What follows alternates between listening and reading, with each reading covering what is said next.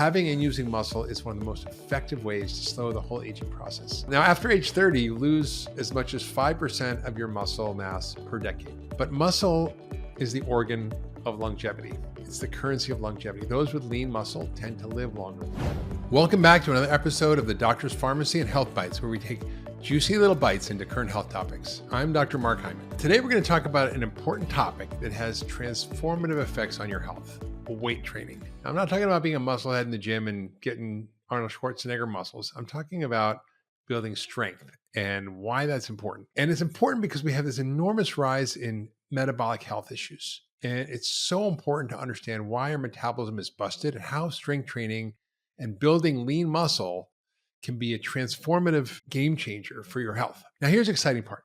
Weight training isn't just about achieving a certain look or fitness aesthetic. It's about creating a strong, healthy foundation that can protect you against a host of diseases like diabetes, heart disease, even Alzheimer's. We're going to explore how building muscle can improve your metabolic health, enhance your mental well-being, and help you age gracefully and do whatever you want when you get older. Like, I'm just going to turn 65 this year, but I did heli skiing for the first time in my life.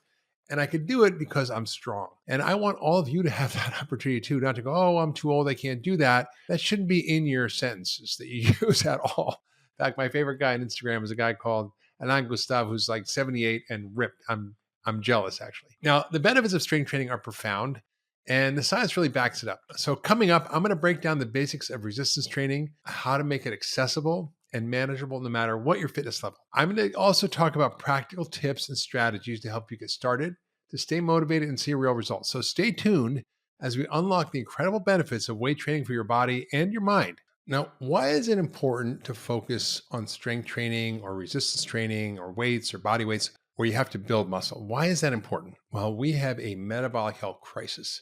That's why 93% of Americans have a busted metabolism or metabolic dysfunction. 6 in 10 Americans have one chronic disease, and 4 in 10 have more than one. Even worse, 1 in 10 Americans have type 2 diabetes, and probably 1 in 2 have pre-diabetes, or maybe even more if you're looking at the 93%, depending on how you define it. So that's terrifying. 43% of Americans who are adults here have obesity, which is terrible. That's frightening to me. We also have a diet of too much ultra-processed foods, about 60% of our diet. We also have those foods accounting for about 90% of the added sugar in our diet, or about 150 pounds per person of sugar per year. That's a lot of sugar. Fewer than 23% of Americans are actually meeting the recommended amount of exercise, which is defined as 150 minutes of moderate or 75 minutes of vigorous exercise per week. Our diet, combined with our sedentary lifestyle, is absolutely wreaking havoc on our metabolic health. And metabolic dysfunction is the root cause of obesity, of type 2 diabetes, of Alzheimer's, other dementias, fatty liver, kidney disease, and early death. So it's just basically the thing that kills most of us, right? From cancer, heart disease, diabetes, dementia, kidney disease, many other things. Even high blood pressure is caused by this. Now, metabolic dysfunction leads to certain things that go on in your muscle. It becomes filled with fat. It's more like a ribeye than a filet mignon, which you do not want. Maybe to eat it, it tastes good, but not to have it in your body. Now, intramuscular fat, which is basically what most of us have, it's called being skinny fat if you're not overweight, or being overweight with marbled fat. It's really associated with this phenomenon of insulin resistance, which is the biggest driver of all age-related disease and aging. It's also associated with lower amounts of strength and loss of muscle. We call it sarcopenia, one of the biggest drivers of all diseases and aging, but almost never gets diagnosed. And we're going to talk about how to diagnose it and what to do about it. It also drives more inflammation. So the less muscle you have, the more inflammation in your body you have, and the more risk for heart disease and many other diseases like dementia, cancer, diabetes. All of these are inflammatory diseases. It also makes you more tired because your mitochondria aren't working. When you have this problem of insulin resistance in the skeletal muscle, it can often be there decades before you ever see a rise in your blood sugar or get type 2 diabetes. So what if building up lean muscle mass with resistance training could help us avoid this metabolic health crisis? Well, it can. Muscle is more than just about looking good or portraying a fitness aesthetic. It's really a metabolic organ that secretes molecules that promote health or create disease, depending on its health and functionality. There's something called myokines. You probably never heard of. Maybe you never heard of them. You've probably heard of cytokine storm from COVID. Well, myokines are molecules that help regulate inflammation, and your muscles secrete their own messenger molecules. There's over 600 peptides that have been identified to be secreted by the skeletal muscle. This is huge. These are called myokines. They're messenger molecules that regulate everything in our body, and they're released in response to healthy muscle contraction. And the good news is they exert health promoting and metabolism enhancing effects, and they're also anti inflammatory, and that's good for us. Myokines talk to our bones, they talk to our brain, they talk to our fat tissue. They help balance our hormones, our blood sugar. They support our detox system. They help our blood flow and our mental health. Now, many of the protective benefits of exercise in short and long term come from the secretion of myokines. Now, these myokines are particularly effective in the elderly. It's really important because they go down when you get older and you want to build up more of them. So let's talk a little bit about muscle and longevity. I wrote about it in my book, Young Forever. It's a really important topic. It's something I actually didn't really want to pay much attention to until I was older, but I bit the bullet and I've done a whole effort for myself on strength training, which has really transformed my own agility, strength, stability, capacity to do things. And it's quite amazing. I wish I'd gotten into it earlier, but better late than never. Now, after age 30, you lose as much as 5% of your muscle mass per decade.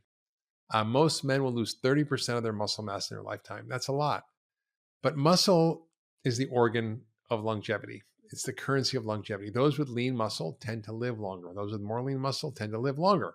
Having and using muscle is one of the most effective ways to slow the whole aging process. Now, what else is exercise good for in strength training? Well, it's good for your brain. Now, one of the things we see a lot in people with Alzheimer's and dementia is sarcopenia and the loss of strength. And that's why in studies, resistance exercise has been shown to improve cognitive function and memory in the elderly with cognitive decline. So what's the mechanism here? How does it actually do this?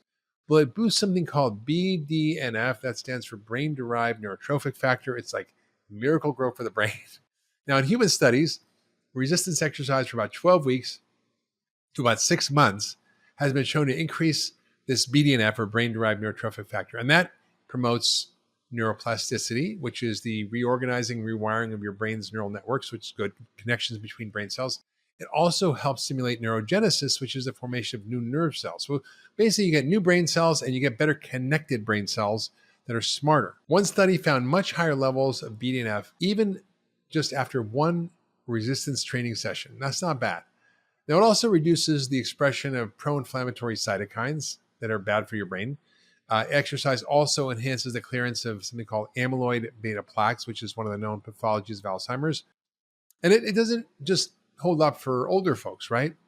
We don't just want older folks to exercise. Everybody needs to do it. It also works on young people too. A systematic review and meta-analysis reported a small but positive effect on the cognitive and academic performance in adolescents who participated in resistance training, and an association between muscular fitness and academic achievement. So that's pretty interesting. If you're more muscularly fit, you do better in school.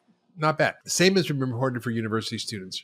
Resistance training is associated with improved attention, concentration, memory, with enhanced language and math skills. Not bad.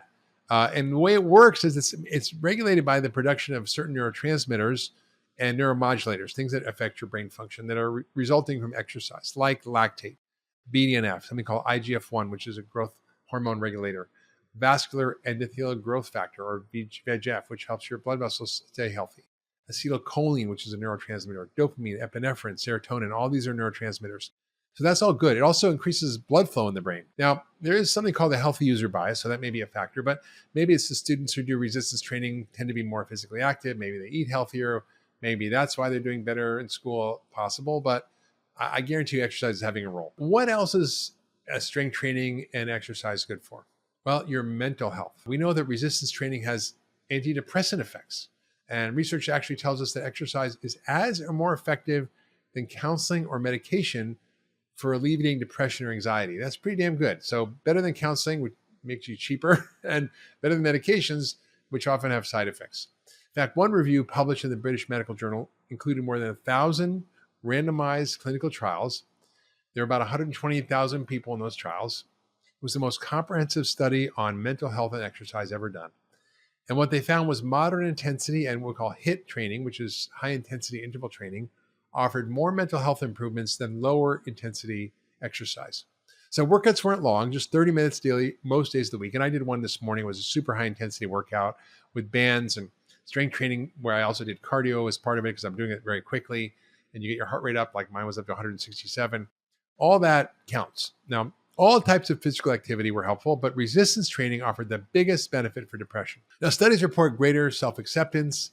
They report personal growth, flow state, social affiliations and connections, and autonomy in your life from lifting weights. Not bad. What else is strength training good for? Well, the list goes on and on. It's good for your heart. The American Heart Association recently released a scientific statement that resistance training can actually reduce all-cause and cardiovascular mortality. It means death from any cause and death from heart disease. Now, when you combine resistance training with aerobic exercise, you get double the benefits, a 40 to 46% reduction in all-cause and cardiovascular mortality versus about a 29% benefit from strength training alone, or 18% from cardiovascular exercise alone. Resistance training also improves other factors that relate to cardiovascular health, like blood pressure.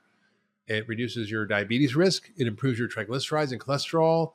It helps your mood, your body composition, your blood sugar control, inflammation, sleep, blood vessel health, the quality of your life, and overall level of fitness. So it's pretty darn good. And what else is strength training good for? Well, sex. It's good for your sex hormones. Aging beyond 30 to 40 years is associated with a 1 to 3% decline per year in circulating testosterone concentration in men. So as you get older, your testosterone levels drop if you're a guy. Now, this decline really results in a condition known as andropause, which is just like menopause, but for men. And studies show that immediately after resistance exercise training, your testosterone levels can increase significantly depending on the intensity and duration of that strength training. The acute spike is temporary, lasts about 30 to 60 minutes after exercise, but over time, resistance training and doing it regularly has increased resting baseline testosterone levels in men, especially when combined with adequate nutrition and recovery. And that does a lot of good things for you. It improves your libido and sex drive, your blood flow, sexual performance. So when resistance training is combined with aerobic exercise in a series of trials, men experience a 15% improvement in their erectile dysfunction, which is great. You don't need Viagra. Resistance training helps counteract age-related declines in testosterone because it preserves muscle mass and strength as men age. And maintaining lean muscle mass is really important to maintain and sustain healthy testosterone production, because that's what happens when you exercise and you have muscle, you make more testosterone. On the other hand, endurance-based exercises like steady state cardio don't really increase testosterone levels as much. In women, same thing. Resistance training stimulates the release of testosterone. It also helps increase estrogen, which is important for maintaining bone health for postmenopausal women. And it balances the ratio of estrogen to testosterone and improves insulin sensitivity, which helps a lot of women's health issues like PCOS and irregular menstrual cycles. So in a review on resistance training in women with PCOS, which is common and causes infertility, irregular cycles, acne, facial hair, and a lot of things, researchers found that resistance training interventions improved insulin sensitivity in these women, improved their functional strength, and led to fat loss around the belly, what we call visceral fat, which is really important for managing PCOS because it's really not an ovarian problem, it's a nutritional problem related to insulin resistance. Exercise and strength training is also good for your immune system. Now, resistance training boosts immune function. It helps the body better fight infections. It reduces inflammation throughout your body, so it's great. And it also has been shown to improve the function of various immune cells, such as your natural killer cells, which are roaming around fighting cancer and infections, and your T cells, which enhances your body's ability to fight infections and all sorts of diseases. It also boosts your body's production of antioxidant enzymes, your body's own antioxidant system, like superoxide dismutase or SOD, glutathione peroxidase. These are enzymes your body makes, but when you exercise with strength training, it increases their activity. And by enhancing these antioxidant defenses, resistance training lowers your oxidative stress levels. It protects your cells. It helps your mitochondria stay protected and helps them from all the damage that can accelerate aging. Okay, so that's a lot of benefits. Your heart, your brain, your mood, sex, pretty much everything, weight loss, metabolism. It's just kind of a panacea, right? It's amazing. If there was a drug that did all that, it would be $1 trillion drug, trust me. And yet, you know what? It's available to you anywhere, anytime. All you need is your body weight and you can do it. I mean, you can do other stuff too, but it's easy to get started. So let's talk about how to get started with strength training. You don't have to lift like a bodybuilder to get the benefits. You don't have to be in the gym all day. Studies actually show that people can maintain strength and muscle with as little as 30% of their 1 rep max, as long as they push themselves to momentary fatigue. So you've got to kind of get your muscles tired. So what is a 1 rep max? I think of it as a point where you can't do another repetition with good form. You might be able to get the weight up 1 or 2 more times by sacrificing technique and contorting your body, but that's not necessary, and it also puts you at risk for injury. So you don't need to worry about the amount of weight you're lifting. That's why bands, light dumbbells, even your body weight can all be effective ways of working out. Now, how much resistance training do you need to do to see results? Well, in terms of minimum effective dose, it's actually not a lot. If you just want to maintain the strength you have, research shows that just 1 workout per week, 1 set per exercise is going to do the trick. So it's really a minimum viable dose. I don't recommend that low a dose, but that's just to maintain where you are. Now, the caveat here is that the 1 set needs to be all out. So again, you push your muscles to fatigue, so you can't do another rep, or if you did it, it would be bad form. Now, if you're a beginner, you can just do a full body workout plan using all the muscle groups in your body, all the major muscle groups 1 day a week. And you can do more. And there's just common, simple exercises, right? Squats, push-ups, we call bent over rows, lunges, planks, dumbbell shoulder press, bicep curls, tricep dips. Super simple set of things. You might not need to know everything about how to do them. You can learn on YouTube. You probably want to get someone to show you if you don't know what you're doing, but it's really important. Now, what about maintaining your muscle? So if you just want to maintain your muscle, basically 1 day a week for 20, 35-year-olds is fine. But as you age, you're going to need more. It's just the way it goes. That's the bad news about aging. You can stay fit and healthy and strong, but you need to eat more protein and you need to do more exercise, so not less. 60 to 75-year-olds will need 2 workouts a week with 2 to 3 sets per exercise. And I encourage people to actually do more, probably 3 to 4 times a week. 1 day, you can do upper body like bench press, bent over rows, overhead press, bicep curls. 1 day you can do lower body like squats, deadlifts, lunges, leg press. What about increasing strength and muscle size? If you just want to increase and not just maintain, for most people, lifting weights 3 to 4 times a week is going to help you significantly increase muscle and strength and give you lots of the health benefits that we talked about associated with resistance training. It's also a good strategy when you're trying to lose weight. Now, some resistance training is better than none. So make sure you set realistic goals that align with your life. Break down bigger goals into smaller parts. Where are you currently? Where do you want to be? What's the best way to get there? Take baby steps, and so forth. I actually never liked resistance training. I never liked the gym. I thought it was smelly. I was intimidated because I was kind of a skinny guy and I didn't really feel good going to the gym with all the big guys with all the muscles. So I kind of avoided it. But I started doing strength training. I joined a gym. I got a trainer. I learned the basic mechanics. I worked then with bands, especially during COVID, and I got really strong just doing 3 to 4 days a week at home. It took me 30 minutes in and out, really simple, and I didn't even have to drive to the gym. So I think encourage you to learn how to do this. It's critical. And there's just so many resources out there. There's just no excuse. So how do you make resistance training work with your schedule? Well, I travel a lot. I bring my bands with me everywhere. They're basically a pound or less. It's this big, and I bunch them up and they fit in my suitcase, even a day carry on or a light suitcase. You can use body weight workouts, planks, squats, push-ups, and also block out the time that works for you. Even if it's only 15 minutes broken up into 5-minute chunks throughout the day, just do something, right? Maybe you look at your roadblocks, work, your kids' schedule, events, holidays. I wanted to start doing push-ups, and I, just was busy, and I just didn't like exercise. And I'm like, okay, I'm gonna take every day. I take a shower, and I usually takes a minute for the shower to heat up my house. So I have a couple of minutes while it's warming up, and in those couple of minutes, I would get on the floor and I would do push-ups, as many as I could possibly do, and that was great, and it really helped me get into the strength training at a very low friction level. Or I would do tricep dips just in my bathroom on the bench. So really simple stuff to get started. So you just make sure you do a commitment to yourself and hold yourself accountable. Do something, right? A fast-paced walk around the neighborhood with weights on your body. Just do 15 push-ups, 25 air squats, something. Just do something, okay? Now, what else do you need to do to build muscle? Strength training for sure, and 75% of our muscle mass is related to strength training. But the other 25%, and this is a key 25%, comes from our diet. Now, we need to make sure we're eating enough protein to build muscle back up. You need to eat muscle to build muscle. It's just how it goes. It contains all the building blocks to build muscle. You can get plant protein, but you have to supplement it with amino acids that you find in animal protein in order to have the right combination to build muscle and turn on the muscle building switch, or what we call muscle protein synthesis. And you need about 1 gram per pound of ideal body weight if you're trying to build muscle.